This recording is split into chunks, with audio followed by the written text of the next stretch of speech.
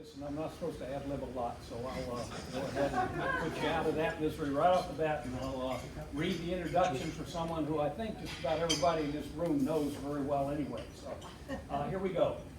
Johnny Morgan has been... I've been called that before. It says right here. I know.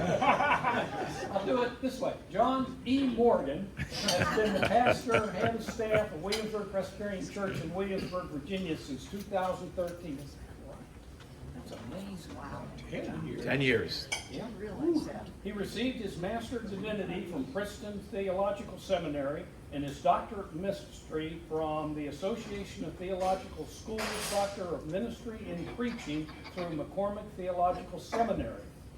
He has served churches in New Jersey, St. Paul, Minnesota, and York, Pennsylvania. He is married to Ellen of 40 years. That says something for her. No ad lib. No ad lib.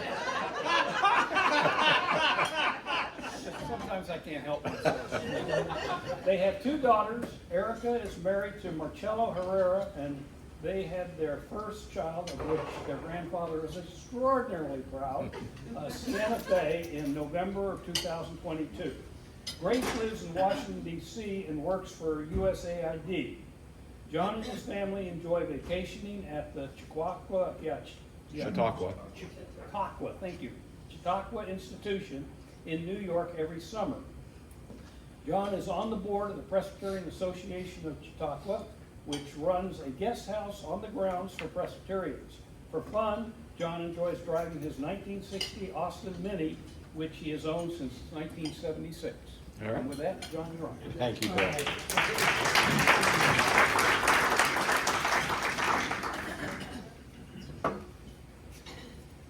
Well, I'm so glad to be with you today and to share some of this.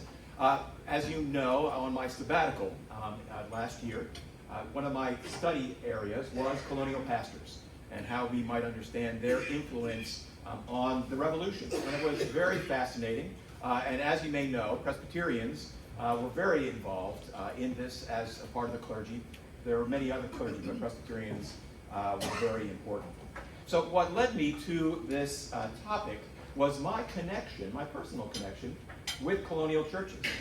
It started when my father was the associate pastor at Neshaminy Warwick Presbyterian Church in Bucks County, Pennsylvania.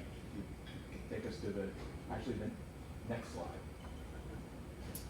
slide. The church at Neshaminy Warwick was founded by William Tennant, who founded the first theological seminary in the colonial time for Presbyterians in 1727, and it was called the Log College.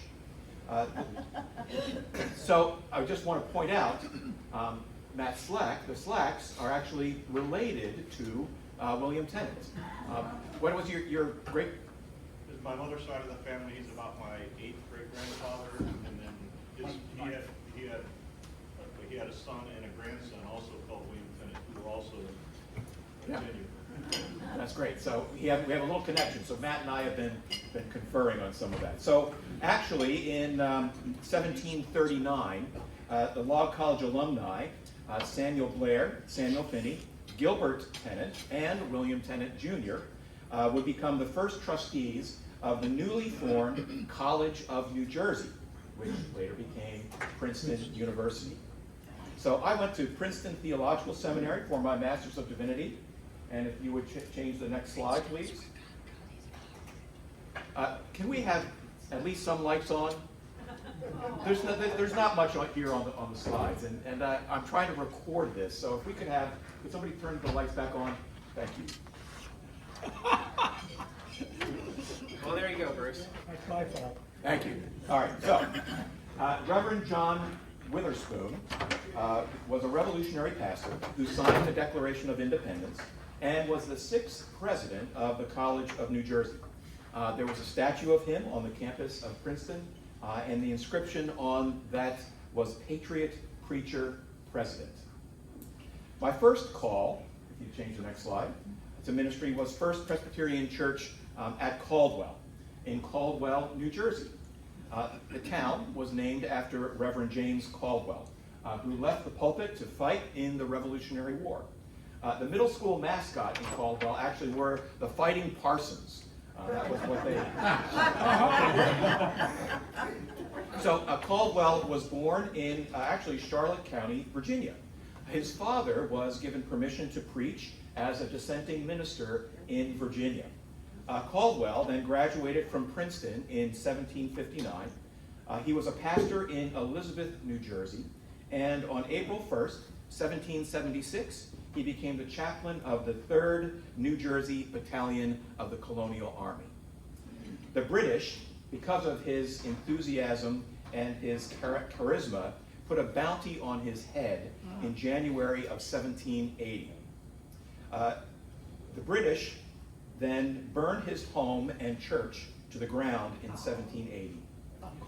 On June 7th, a British soldier shot his wife Hannah through the window of her home.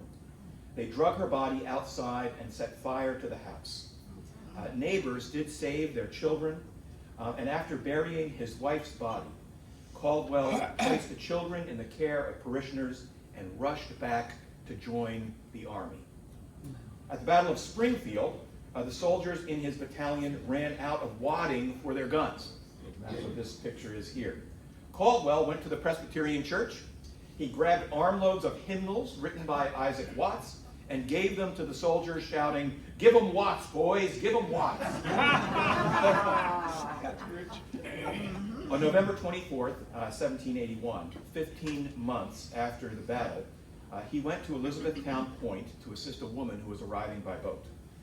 As he was leaving the vessel, a guard ordered him to stop. He did stop, but the guard shot him anyway. Many said the guard, James Morgan, no relation, had been bribed by the British to shoot him. Morgan was tried and hung for this. The other historic significance of Caldwell, New Jersey, where I served my first church, is that Grover Cleveland was born there in the manse in 1837. It was his father, Stephen Cleveland, was the pastor at the Presbyterian Church in Caldwell. And so I tell my daughters that, one of the presidents was born in the manse. They were both born while we were there in New Jersey. Who knows, right? After Caldwell, I went to St. Paul, Minnesota. That's a different story. It has nothing to do with colonialism. It does have something to do with Presbyterians, but that's another story. We'll tell you that another time. So next slide, please. So then after St. Paul, I went to First Presbyterian Church in York, PA. That is not the church, that is the colonial courthouse. The Continental Congress met in the colonial courthouse, this is a reproduction, in York to write and adopt the Articles of Confederation of the United States of America. John Witherspoon, the president of Princeton and also a Presbyterian pastor, he was the delegate for the Continental Congress from New Jersey. He was very vocal and led the one state, one vote debate versus John Adams, who wanted the votes to be proportional to the populations of the states. Witherspoon was one of the signers of the Declaration of Independence, and also there was another signer of the Declaration of Independence that was a member at First Presbyterian Church in York, and that was attorney James Smith. So I imagine James Smith, member at First Presbyterian Church, and Witherspoon, as they met for the Continental Congress. I can just imagine Mr. Smith inviting Reverend Witherspoon to come and worship with him with the Presbyterians there in York. That's just my imagination. Every year I had to say a prayer at the grave of James Smith. He was buried there in the churchyard at First Presbyterian Church with the James Smith chapter of the Daughters of the American Revolution. On November 15, 1777, the Articles were adopted in York, and the Congress did their business from the courthouse there until 1778. In a York history book called Crucible of a New Nation, it says, quote, "The national capital in the town of York, Pennsylvania, which on the same basis lays just and lasting claim to the title First Capital of the United States."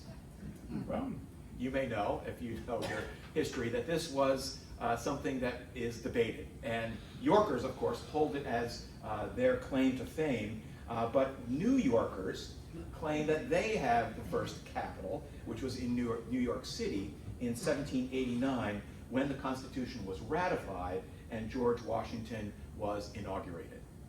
And of course, we know some first capital things about Williamsburg too, right? Yeah. So, next slide, please. In 2013, and this is the Presbyterian Meeting House in Colonial Williamsburg, if you're not familiar with it. In 2013, I was called here to Williamsburg, who many also see as the birthplace of our nation. And of course, we are an interpreter of colonial life in our living museum. Although Williamsburg was dominated by the Church of England, Dr. Lewis Weeks, member here, in an article for the Presbyterian Historical Society, makes a case that Reverend Robert Hunt, the chaplain of the London Company that came to Jamestown on the Goodspeed, Discovery, and Susan Constant, that Hunt was a part of the Presbyterian movement in England. So the first clergy to offer prayer and worship in Virginia was a Presbyterian. There might be some debate on that as well. So interestingly, Spencer McBride notes, historian, that the Virginia Company, in order to differentiate its goals from the wealth of the Spanish colonies in North America, attempted to persuade would-be colonists who were reading their pamphlets that by moving to Virginia, they would fulfill England's providential mission of spreading Protestantism to the Americas and protecting Native Americans from the cruelty and false religion of Catholic Spain. Spencer also says he doesn't think that pamphlet really encouraged anybody to join the Virginia Company. So we do know, those of us here, that the Presbyterian minister, Reverend Francis McCamey, came primarily to the eastern shore of Virginia, and seen very much as the father of Presbyterianism in the colonies. Christopher Pearl wrote in the Journal of Presbyterian History that, quote, Presbyterian clergy played an important role in America's founding by providing their congregants with crucial political and religious ideas that served as the guiding sentiment of revolution. Published and unpublished sermons by Presbyterian ministers with congregations throughout the 13 colonies show that clergy embraced and expounded Enlightenment principles that informed the revolutionaries as they declared independence from Britain. From the pulpit, ministers schooled their congregation about the state of nature, natural law, the origins of civil society, and the role and purposes of government. Importantly, they even taught their flocks the limits of obedience to the right of resistance and even revolution, end quote. So he mentioned there the Enlightenment, and I believe that the Scottish Enlightenment and its philosophy was critical in promoting the revolution and, again, creating a separate government. And that natural law is one of the important things that was part of the Scottish Enlightenment. Witherspoon was definitely influenced by the Scottish Enlightenment and also a passionate evangelical fervor. One tenet of the Enlightenment was natural law. Again, Pearl writes that, quote, at creation, ministers argued, God established a known law, God's law, which outlined the individual's social responsibilities to the larger community to ensure happiness and safety for everyone, end quote. So next slide, please. During my sabbatical time in Colonial Williamsburg, I went to several of the Nation Builders lectures. And one I went to was the Reverend Gowan pamphlet. He is the Baptist preacher who led the enslaved and free African American in worship here in the 1700s and would later become the historic First Baptist Church in Williamsburg. In my conversations with him after his lecture, he felt strongly that the lasting effects of the Great Awakening, led by preachers such as Presbyterian Samuel Davies, it was they that inspired the colonists to break from Britain and create their own nation. So if you, very quickly, the Great Awakening was a movement towards a more personal and individual faith instead of the institutional membership to the Church of England. So we had preachers like Samuel Davies going around and preaching to crowds of people, and many of them confessing a new faith that they had, a personal faith in their understanding. So this personal faith was breaking away from the institutional faith of those who were part of the Church of England. So both the Scottish Enlightenment and the Great Awakening played a significant part in the Revolution, preached from colonial clergy and many of them Presbyterian. Next slide, please. So the most influential Presbyterian clergyman to the Revolution was undoubtedly John Witherspoon. Again, the only clergy to sign the Declaration of Independence, a delegate to the Continental Congress. Witherspoon was born in 1723 in Yester, Scotland. He was the son of a Presbyterian minister. He was a graduate of the University of Edinburgh, and while I was there on my sabbatical, I saw the plaque that is on the new school of the University of Edinburgh noting John Witherspoon as a graduate of the University of Edinburgh. So at the urging of Benjamin Rush and Richard Stockton, Witherspoon finally accepted in 1768 their renewed invitation, he turned them down in 1766, to become the president and head professor of the Presbyterian College of New Jersey in Princeton. At the age of 45, he became the 6th president of the college, later to be known as Princeton University. He would teach, while he was there, one president, James Madison, one vice president, Aaron Burr, 49 U.S. representatives, 28 U.S. senators, 3 Supreme Court justices, 1 Secretary of State, and 3 attorneys general. More than 11% of Witherspoon's graduates would become college presidents in 8 different American states. I mean, talk about influence. That's a lot of influence that he had. According to Reverend Jonathan Odell, the old case of Witherspoon's Presbyterian faith was apparently rooted in, quote, the hate of kings and the glory of the kirk. A Scottish Presbyterian heritage was bound to have attracted Witherspoon to the American revolt against London, end quote. Gideon Mailer, in his book, John Witherspoon's American Revolution, writes that many loyalists and Anglicans asserted that Presbyterianism was central to the Patriot movement, noting that Horace Walpole, quote, upon hearing of the American Revolution's latest, quote, extraordinary proceedings, is said to have risen from his seat in the British House of Commons and have summarized coolly, "Cousin America has run off with a Presbyterian parson." Mailer writes, Witherspoon's evangelicalism was indeed transferred from the educational sphere to the public forums of the Revolutionary era, deriving in part from a Presbyterian gerrymad tradition. His revolutionary political theory appealed to the colonists. These colonists formed an important yet somewhat overlooked audience for Witherspoon's patriot preaching, particularly when examining the content, tone, and reception of his most famous May 1776 sermon, "The Dominion of Providence over the Passions of Men." That was just before the Revolutionary War began, or the Declaration was made. The text came to be read by Presbyterians as far south as Georgia, as far north as Maine, before then reaching Witherspoon's former colleagues on the eastern side of the Atlantic.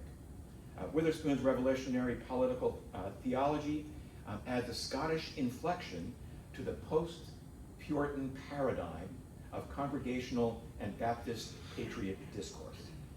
Assessing his Presbyterian voice uncovers aspects of patriot thought that were distinct to the Scottish Calvinist influence, end quote. That sermon that he preached was 6 weeks before he signed the Declaration of Independence, and it does examine the role of divine providence in this revolutionary struggle. In 1777, Witherspoon was elected to the Continental Congress as a delegate from New Jersey and served there until November 1784. For 7 years he served on the Continental Congress. He served on 100 committees of the Congress and helped to draft the Articles of Confederation. In his book, John Witherspoon and the founding of the American Republic, refers to him as the, quote, forgotten founder. He writes, the author writes, perhaps more than any other single founder, Witherspoon embodied all the major intellectual and social elements behind the American founding. Witherspoon was literally peerless among his founding brothers, and with it came to combining religion, education, and politics. And seldom in American history have so many key vocations been joined in one man. So that's Reverend Dr. John Witherspoon. Next slide, please. The most important and informative book that I studied on my sabbatical was Pulpit and Nation, Clergymen and the Politics of Revolutionary America by Spencer W. McBride.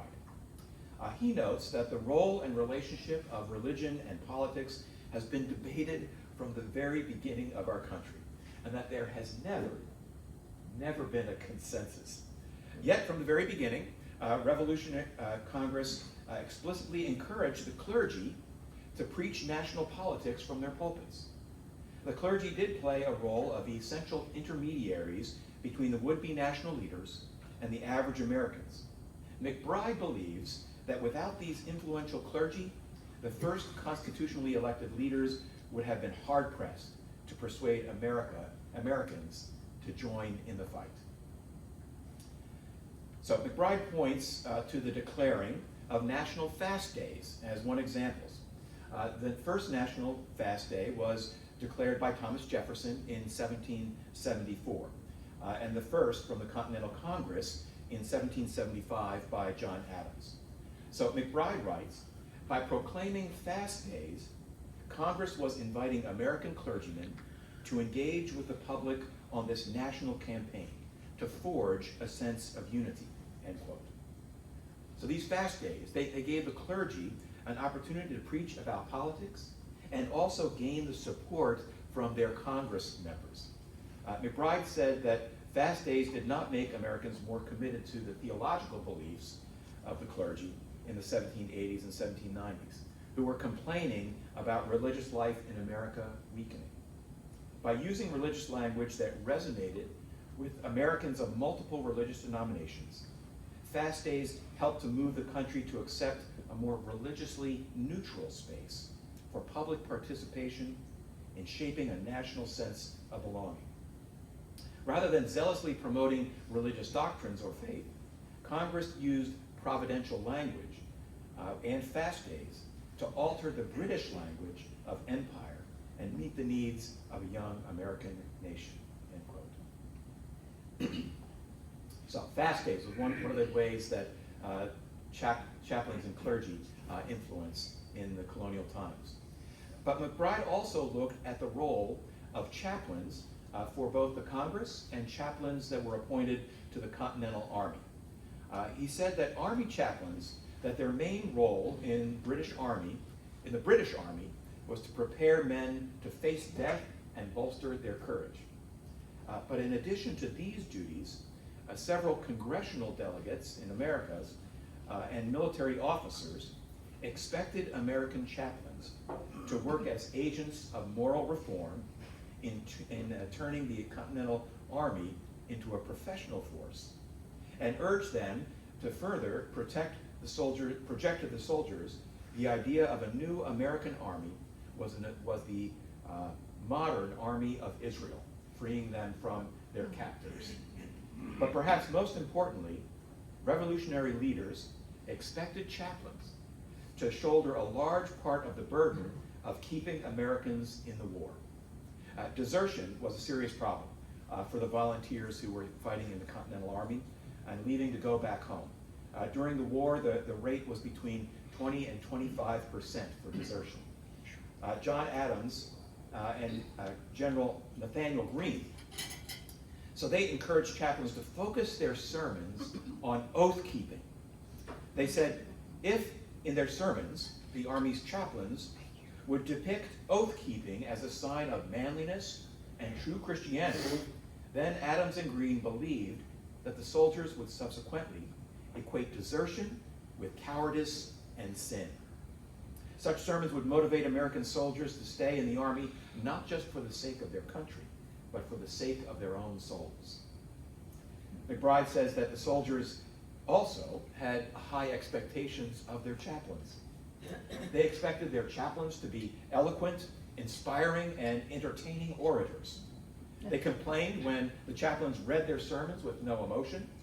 On one occasion, Reverend William Tennant preached a 3-hour sermon to his regiments in an animated and demonstrative style that held the listeners' attention and left them holding a profound silence for more than a minute after he was done. William Tennant, there you go. That's why I can't do that. So George Washington, of course, the General George Washington, he was disgusted by the profanity and the gambling that he saw his troops participating in. And so he petitioned Congress at one point for more chaplains. He wanted more chaplains and wanted them to require worship to cure these vices from the soldiers. He wanted more chaplains so he could hopefully clean up the troops' behaviors that they were exhibiting. So that's the Continental Army. The Continental Congress also had clergy who were invited to be chaplains of the Congress. McBride notes that when the first Continental Congress met in 1774, they did not open with prayer. However, it was one of their very first debates. John Adams recalled, quote, Mr. Thomas Cushing made a motion that Congress should be opened with prayer. It was opposed by Mr. Joy of New York and Mr. Rutledge of South Carolina because they were so divided in religious sentiments, so that we could not join in the same act of worship, end quote. Samuel Adams then spoke up, asserting that, quote, I am no bigot and could hear a prayer from a gentleman of piety and virtue who at the same time would be a friend of his country, end quote. So he suggested, Samuel Adams suggested Jacob Duché, the Anglican rector of Philadelphia's Christ Church, who had the distinction then of offering the very first prayer in Congress. Duché began with the Anglican Collect designated for September 7th from the Book of Common Prayer, which began with Psalm 35, which was very appropriate for the Continental Congress. Then, to their surprise, he began to pray extemporaneously. He beseeched God to, quote, look down in mercy on these our American states, who have fled to thee from the rod of the oppressor. To thee they have appealed for the righteousness of their cause. He prayed directly to God to direct the counsels of this honorable assembly and to shower down on them and the millions they represent such temporal blessings as thou seest expedient for them in this world, and crown them with everlasting glory in the world to come.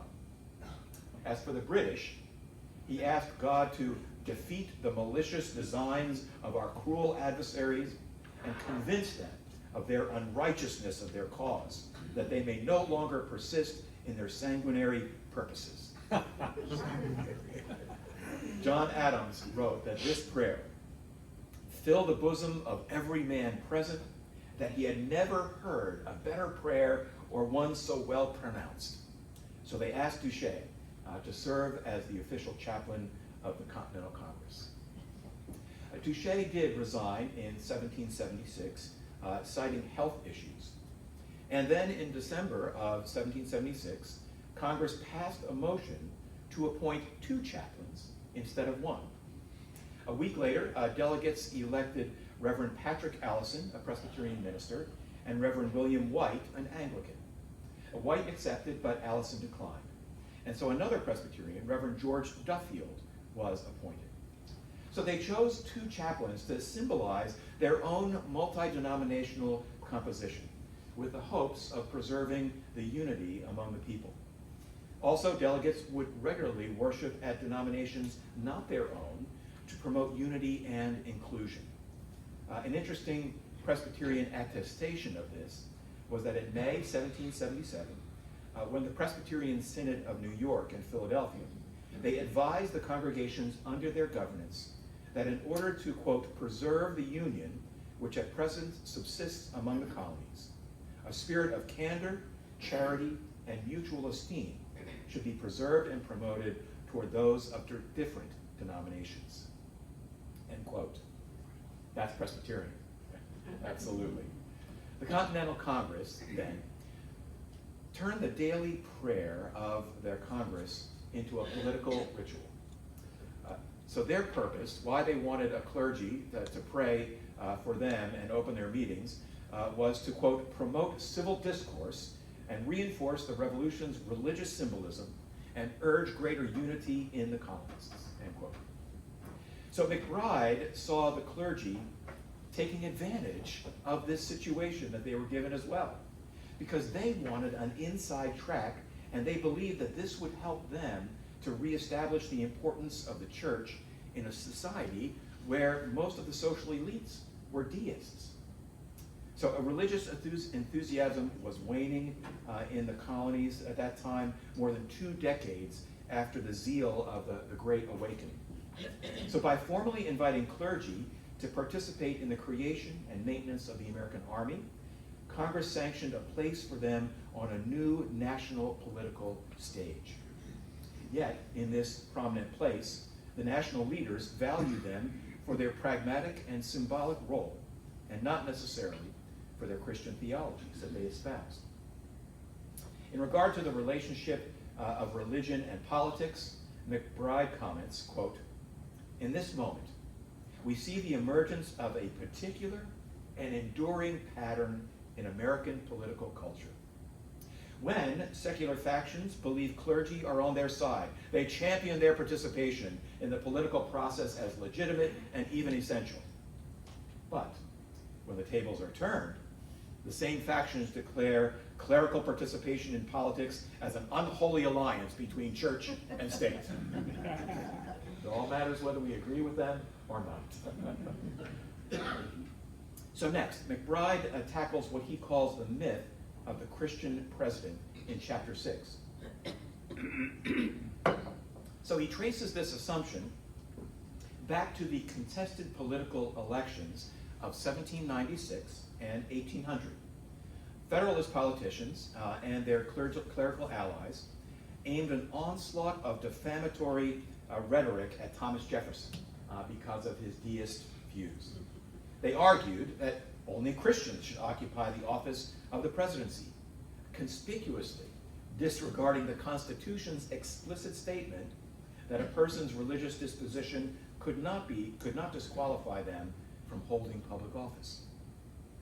So many Federalist clergy campaigning against Jefferson were motivated by a genuine concern over the deterioration of American religious life. So both of those elections were between John Adams and Thomas Jefferson. William Smith, in one of his contentious pamphlets, portrayed Jefferson as a godless philosopher with aims to replace religious worship with Enlightenment rationalism and to turn Christian churches into temples of the Supreme Being. McBride actually quotes a freeholder from James City County who argues that, quote, "No man ought to be president who does not profess and practice Christian religion," end quote. So, the Republicans fought back. DeWitt Clinton insisting that we have the strongest reasons to believe that Jefferson is a real Christian. But most Republicans did not focus on Jefferson's faith. Instead, they criticized the Federalists for making religion an election issue in the first place. Sound familiar, huh? Jonathan Russell argued, quote, "A public office holder is answerable to society for his actions only. For his faith, we will trust him to his God," end quote. So Adams believed that both parties were acting dishonorably and that the important issues in the election were being ignored in favor of this party-generated hysteria over religion. Now Jefferson, he clearly stated how he wanted to be represented in terms of his religiosity. He said, quote, "Say nothing about my religion. It is known to my God and myself alone. Its evidence before the world is to be sought in my life. If that has been honest and dutiful to society, the religion which has regulated it cannot be a bad one, end quote. McBride says that later generations of Americans would then crystallize this myth created in these elections about the American political culture with their skewed telling of the nation's founding era and focusing on this religious debate about the religion of the president. He says this is the legacy of those contentious elections of 1796 and 1800, the myth of a Christian president. Okay, final slide, sheet. I know it's going to be hard to see this, but I'm going to read it for you. So finally, let me share this from McBride's conclusion. We can credit the founders, then, with initiating the enduring American tradition of mixing religion and politics, while simultaneously debating the proper balance of the two. But why do 21st century Americans care so deeply about the role religion played in the political process that created the United States? Can all the heated arguments over the issue really be about finding, quote, the correct or intended degree of separation of church and state? Surely the crux of the issue lies deeper than a fight over if and when political leaders can pray publicly or comment on religious-based morals. Indeed, the issue's full historical context tells us that there is much more to the equation than simple, pragmatic questions of the proper role religion should play in our country's political sphere. The clamor and passion 21st century Americans exhibit in their public debate over the relationship of religion to politics during the nation's founding era is indicative of a far more personal internal conflict. At its core, it is an issue of identity. For better or for worse, our identity is tied to our past, end quote. It has been fascinating to look at this interplay and to hear his conclusion that from the very beginning, we have been mixing politics and religion together, and from the very beginning, we've been debating about what is the correct separation of church and state. What are the roles? And so I find that we continue to be in that kind of situation.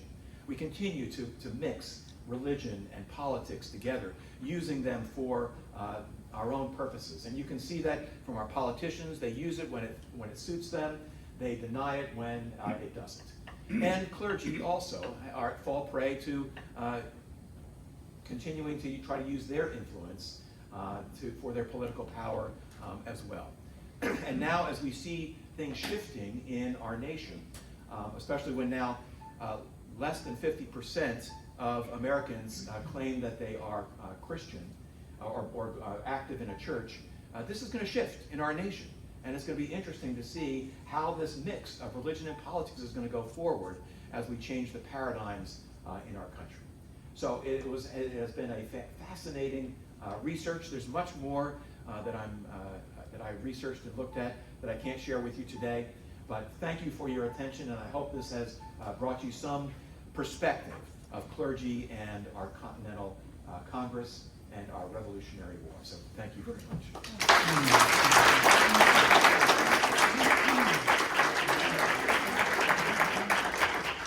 I'll do my best.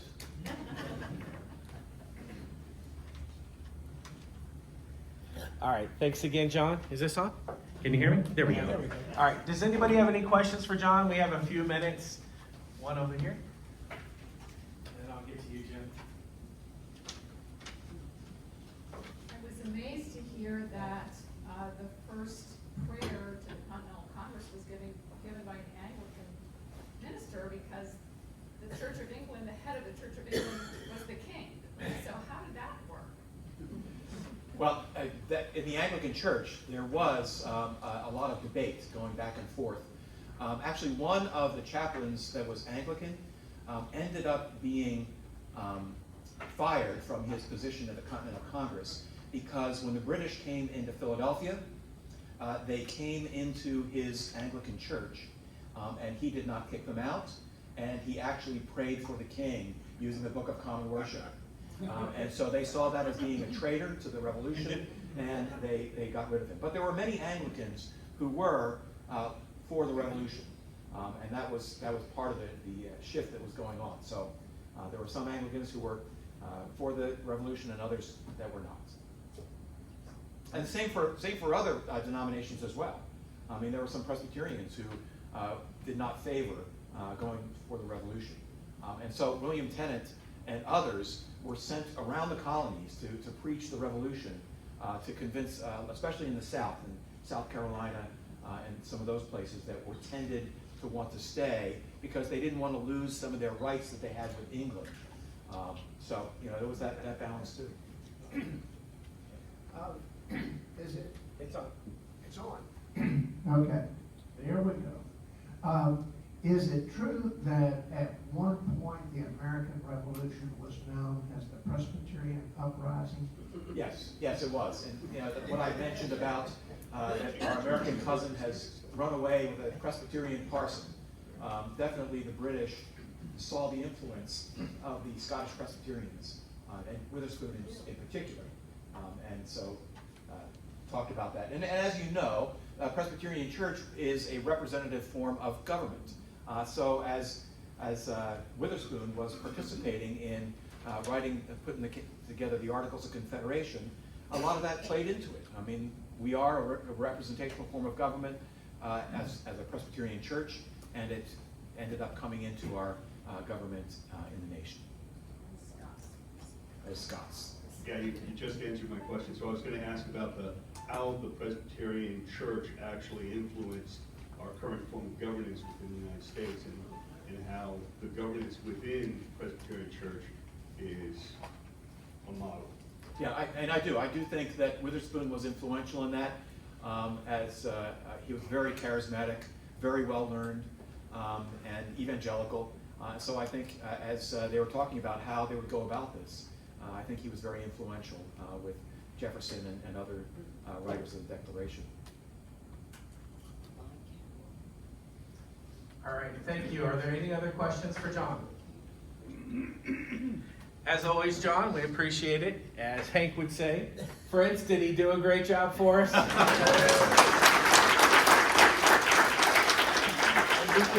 We can never be remiss without presenting the traditional men's fellowship flag to John, which says, with sincere thanks to Pastor John Morgan, WPC, Men's Fellowship. So thank you again, John, for everything. All right, thank you, Gary.